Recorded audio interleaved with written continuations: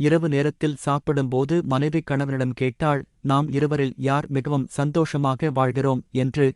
இது என்ன கேள்வி, நான் தான் சந்தோஷமாக வாழ்கிறேன் என்றான் கணவன், ஒன்றும் விளங்காமல். ஏன்? அது எப்படி? தினமும் ஆபீஸ் போற, வீட்டுப் பிரச்சனை, ஆபீஸ் பிரச்சினை, பிறகு எப்படி நீ?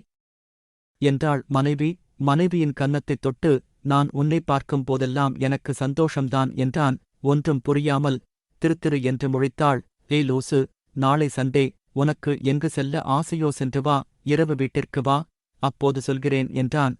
ஞாயிறிரவு நண்பனை பார்த்துவிட்டு வீட்டிற்கு வருகிறான். ஆய் செல்லம், எப்போது வந்தாய் என்று மனைவியை இறுக அணைத்துக் கொண்டான்.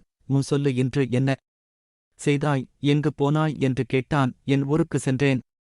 அம்மாவின் சாப்பாடு இன்னும் நாக்கில் நிற்கின்றது. என் தோழிகளைப் பார்த்தேன்.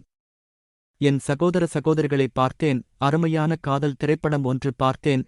பார்க், பீச், ரேஸ்டோரண்ட், ஜூட், இப்படி எல்லா இடத்திற்கும் சென்றேன். ஆனால் உங்களைதான் ரொம்ப மிஸ் பண்ணேன் என்று கண் கசிந்தாள். மனைவியின் முகத்தைப் பார்த்து எனக்கு என்ன சந்தோஷம் என்று கேட்டாயே, இப்போது சொல்லவா என்றான். என்ன சொல்லுடா என்றாள் கொஞ்சலாக. மனைவியின் கையை பிடித்து அவள் கண்ணை உற்று பார்த்து, உன் முகம்தானடி என் சந்தோஷம் என்றான். லூசாடா நீ என்கிறாள் கோபமுடன். நான் லூசுதாண்டே. ஆண்களின் சந்தோஷமே பெண்கள்தான். ஒரு பெண் வீட்டில் சந்தோஷமாக இருந்தால்தான் ஒரு ஆண் வெளியில் சந்தோஷமாக இருக்க முடியும் என்றான்.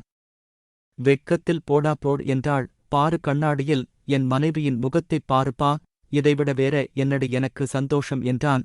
தன் கணவனை இழுத்து மார்போடு அணைத்துக்கொண்டு, என்னை உனக்கு ரொம்ப பிடிக்கும் மாடா என்றாள்.